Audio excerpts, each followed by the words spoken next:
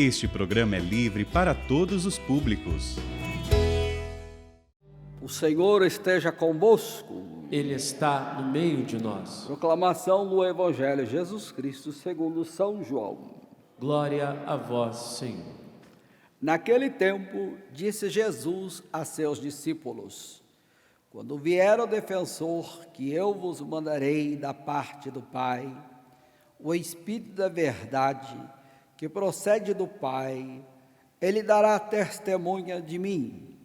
E vós também dareis testemunho, porque estáis comigo desde o começo. Eu vos disse estas coisas, para que a vossa fé não seja abalada. Expulsar-vos-ão da sinagoga, e verá a hora em que aquele que vos matar julgará estar prestando culto a Deus. Agirão assim porque não conheceram o Pai, nem a mim. Eu vos digo isso para que vos lembreis de que eu disse, quando chegar a hora. Palavra da salvação. Glória a vós, Senhor.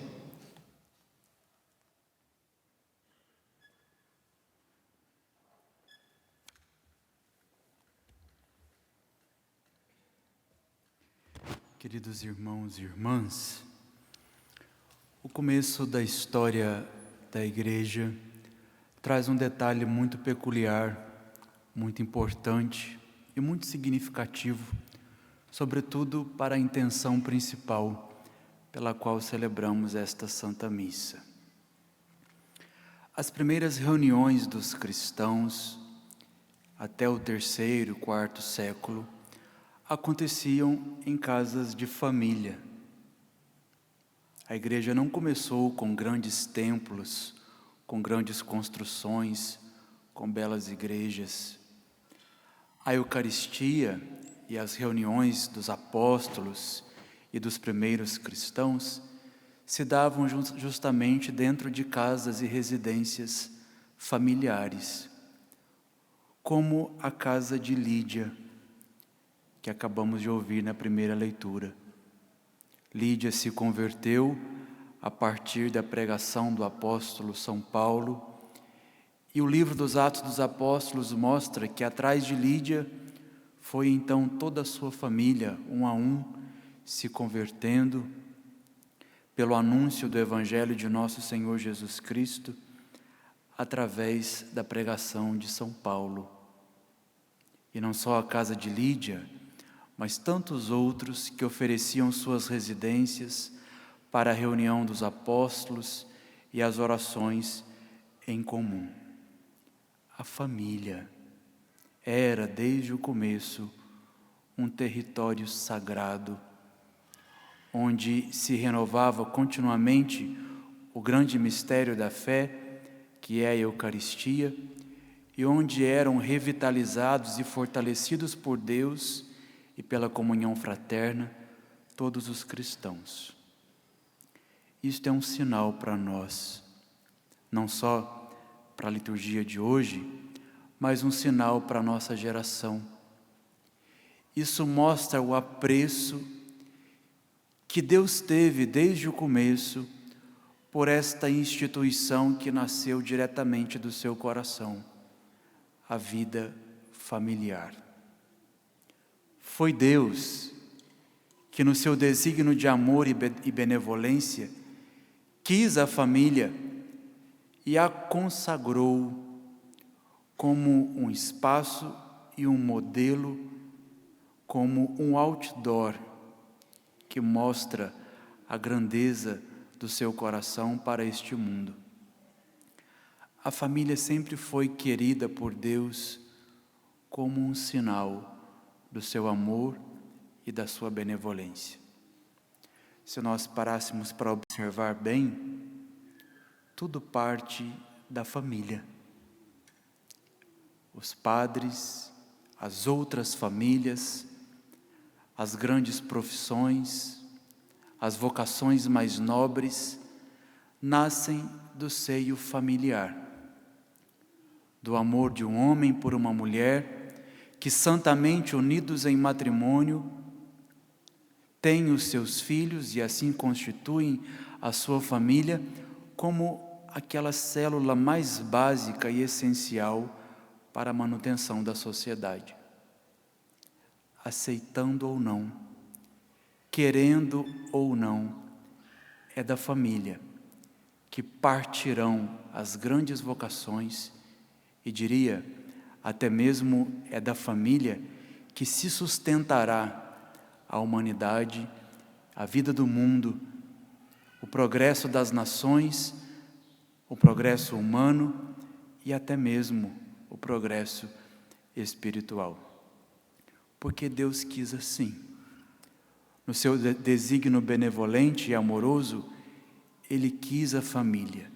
Quis tanto, consagrou tanto e desejou tanto a família, que no auge do seu amor pelo mundo, no mistério da encarnação, Ele também escolheu uma família. Jesus nasceu no seio da família de Nazaré, esteve no núcleo do amor entre Maria e José, para mostrar justamente este apreço de Deus pelo mistério da família.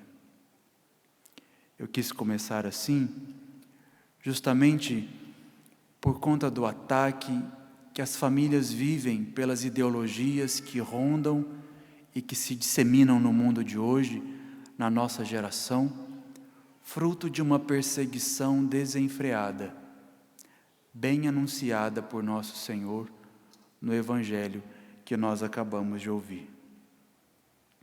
Nós sabemos que um bom testemunho, um testemunho coerente do seguimento de nosso Senhor Jesus Cristo, ele pode gerar a atração ou a repulsa. Uma pessoa que vive com fidelidade à palavra de Deus, ela é capaz de encantar outras pessoas, como o testemunho de Paulo encantou Lídia, e o testemunho de Lídia encantou a sua família, mas por outro lado, a perseguição também é inevitável, porque o bom cristão, ele sempre vai incomodar alguém. O bom cristão sempre vai causar perturbação naquele que não consegue viver como ele. Nós não podemos nos enganar. Se queremos viver retamente a palavra de Deus, seremos aplaudidos, mas também apedrejados. Não ficaremos somente com os aplausos, mas faz parte do seguimento de Cristo, e Jesus deixa bem claro no final do Evangelho que nós ouvimos, que Ele já estava nos avisando que viriam as dores e as perseguições. E é doloroso, porque as perseguições às vezes acontecem até mesmo no seio da nossa família e das nossas comunidades. Existe a perseguição externa, mas existe aquela mais dolorosa, que é a interna. O pai que persegue o filho que persegue o pai, a fé cristã que parece dividir uma família ao invés de uni-la, e o próprio Jesus já disse isso, que Ele tinha vindo para causar divisão entre pais e filhos, entre noras e sogras, entre irmãos, por causa justamente da coerência da palavra de Deus, que é capaz de incomodar aqueles que não conseguem vivê-la ou que não querem vivê-la. Nós não podemos nos enganar. Se queremos viver piedosamente em Jesus Cristo, já dizia São Paulo, nós seremos perseguidos, fora e dentro da nossa casa. E talvez um drama maior ainda, que muitos de nós experimentamos, é que dentro de casa não conseguimos fazer muita coisa, nos sentimos impotentes, de mãos atadas, vemos os nossos, às vezes, se perdendo no caminho do mal, mas a nossa palavra, infelizmente, não é capaz de alcançá-los. porque eles às vezes não nos veem como homens e mulheres de Deus. E não são as nossas palavras que irão resgatar os nossos. Eu diria, não são nem mesmo as nossas brigas e discussões de ideias que irão trazer de volta aqueles que nós amamos. O que trará de volta a nossa família para Deus é o nosso silêncio, a nossa oração e a nossa penitência. O silêncio orante pode fazer muito mais do que muitas palavras, sobretudo num ambiente de hostilidade e de perseguição. É o que Nosso Senhor está dizendo para nós no Evangelho de hoje. Jesus está prestes a subir aos céus. No próximo domingo vamos celebrar a ascensão do Senhor. Ele está se despedindo dos seus discípulos, mas prometendo um defensor, o Espírito Santo. Mas vejam, parece algo incoerente, mas não é. Ao mesmo tempo que Jesus promete o defensor, ao mesmo tempo que ele promete o Espírito Santo, ele fala de perseguição, de expulsão e até de morte. Como entender um Deus que promete defender, mas depois anuncia que os seus seguidores serão expulsos, perseguidos e mortos? Jesus está dizendo isso justamente para nos alertar que o nosso caminho será também o caminho dele. É preciso passar por muitos sofrimentos para entrar no reino dos céus, também dentro da família, também dentro do nosso trabalho, também na nossa vocação e na nossa missão. Nós não estaremos isentos da dor e do sofrimento. A fé cristã, sobretudo a fé católica, não é uma fé que nos imuniza do sofrimento. Seguir Jesus não será sinônimo de vida boa ou de vida fácil. Haverão também perseguições, injúrias, solidão. O Espírito Santo é um defensor e não um imunizador. Não é uma vacina que a gente toma e fica imunizado das dores, das cruzes e dos sofrimentos. Sobretudo nos tempos de hoje, em que, como eu disse, nós sofremos ataques de todos os lados. Parece que hoje o que era certo ficou errado, e o que era errado ficou certo, também dentro da família, também dentro da vontade de Deus para a família. E nós precisamos fazer uma escolha que talvez custará também a expulsão, a perseguição ou a morte. Do contrário, não haveriam mártires. Vejam, todos os seguidores de Cristo, com exceção de São João, mas esse também sofreu muito, todos foram mortos e perseguidos por causa da palavra de Deus. O Espírito Santo os defendeu, mas não os livrou da morte. Deus está prometendo para nós: seremos perseguidos, injuriados, maltratados, mas não nos faltará a defesa e a proteção de Deus. Jesus está nos avisando, e ontem, quando eu meditava esse Evangelho, eu me lembrava de um ditado que diz isso: quem avisa, amigo é.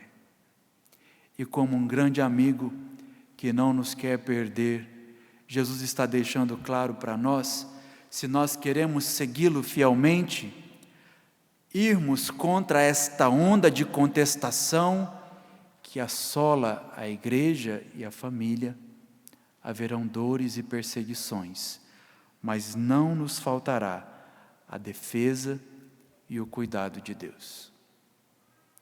E a pergunta que fica para nós, diante da sacralidade da família e diante do anúncio sério de nosso Senhor, é: qual escolha nós fazemos?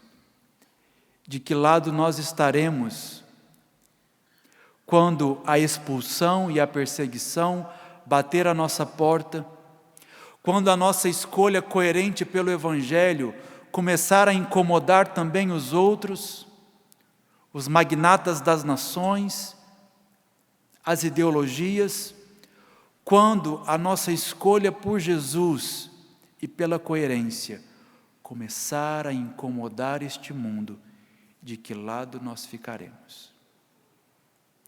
Seguir a Cristo no meio dos aplausos é muito fácil e é até confortável, mas segui-lo quando vierem as pedradas, os julgamentos, os processos, as perseguições, aí sim nós mostraremos a nobreza e a grandeza da nossa fé.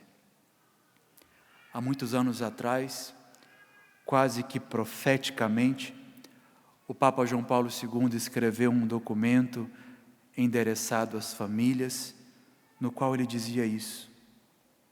Num momento histórico em que a família é alvo de numerosas forças que a procuram destruir ou, de qualquer modo, a deformar, a Igreja, sabedora de que o bem da sociedade e de si mesma está profundamente ligado ao bem da família, sente de modo mais vivo e veemente a sua missão de proclamar todos os desígnios de Deus sobre o matrimônio e sobre a família, para lhes assegurar a plena vitalidade e promoção humana e cristã. O Papa parecia prever o que nós vemos hoje, o que experimentamos hoje, e como um grande arauto da paz, se levanta em defesa da família, dizendo que a Igreja precisa se pronunciar contra tudo aquilo que deforma e destrói a Igreja dentro do desígnio de Deus. De que lado nós ficaremos? Que Deus nos dê a graça da coragem e da força dos mártires para defender a nossa família, defender os nossos filhos, a boa, séria e cristã educação dos nossos filhos, dos nossos pequenos, para que este mundo não roube a inocência e a pureza da fé das crianças e das nossas famílias. Jesus está nos avisando, não para nos causar medo, não para nos amedrontar, não para nos fazer recuar, mas está nos avisando como um amigo querido, de que nós vamos sofrer, vamos ser perseguidos, mas o Paráclito virá. O defensor virá. O Consolador virá. Não estaremos imunizados das dores e dos sofrimentos, mas se queremos, como o Papa João Paulo II disse, nesse momento histórico da humanidade, em que a família é atacada, nós nos levantarmos também como arautos e defensores dos desígnios de Deus para a nossa família, para o nosso povo e para os nossos filhos. Resta-nos perguntar-nos e questionarmos-nos de que lado nós vamos ficar. Qual escolha nós fazemos frente à seriedade e ao drama que o Evangelho de hoje nos aponta? Nós somos chamados nessa liturgia a fazer uma escolha. Nós que estamos aqui, ouvindo esta palavra, as pessoas que nos acompanham de casa, somos todos nós convidados e interpelados pela palavra de Deus para nos questionarmos quais as disposições que trazemos hoje para defender a palavra de Deus e o seu desígnio para nós.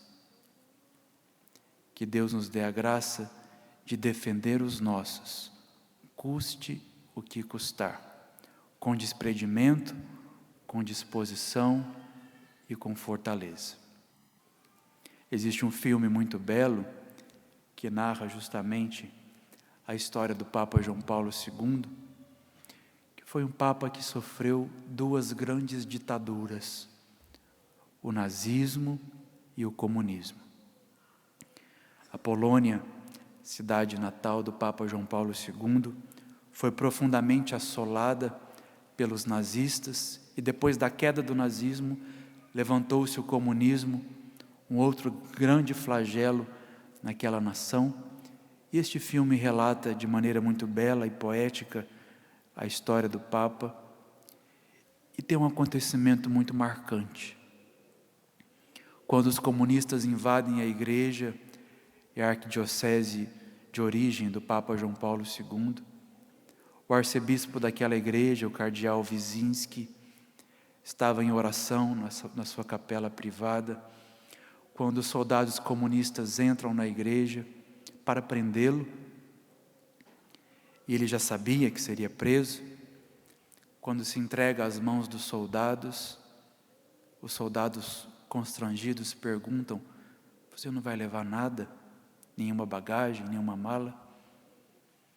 Ele pega o seu breviário, o livro de oração dos padres, o seu rosário e responde: não, eu já tenho tudo o que preciso. Que Deus nos dê esta coragem e esta fortaleza, para que, se porventura acontecer conosco a dor da perseguição, estarmos firmes, desapegados e firmes naquele propósito que é o essencial, a nossa fé. Podemos perder tudo, mas se não perdermos a nossa fé no desígnio de Deus, não perderemos nada. A Eucaristia de hoje, a comunhão desta tarde, alimente em nós a sede e o desejo de defender a nossa fé, defender a nossa família, defender aqueles que amamos, defender o desígnio de Deus para nós, custe o que custar. Como Jesus disse no Evangelho: expulsos, perseguidos ou mortos, mas plenos da defesa e da presença de Deus. Abaixe a sua cabeça, feche os seus olhos. Com sua oração agora, defenda a sua família. Se a sua família é um valor para você, se a boa educação dos seus filhos, se a reta educação dos seus filhos é um valor para você, comece agora rezando por eles. Talvez as palavras não vão ajudar, a discussão não vai ajudar, mas comece agora defendendo a sua família, sendo também um paráclito, um defensor da sua casa, pela sua oração, pela sua intercessão. Apresente a Deus os seus filhos, seus parentes, seu pai, sua mãe. Apresente a Deus agora os dramas e dores, os riscos, os perigos, as afrontas, os temores que a sua família vive na escola, no trabalho, na rua, na televisão.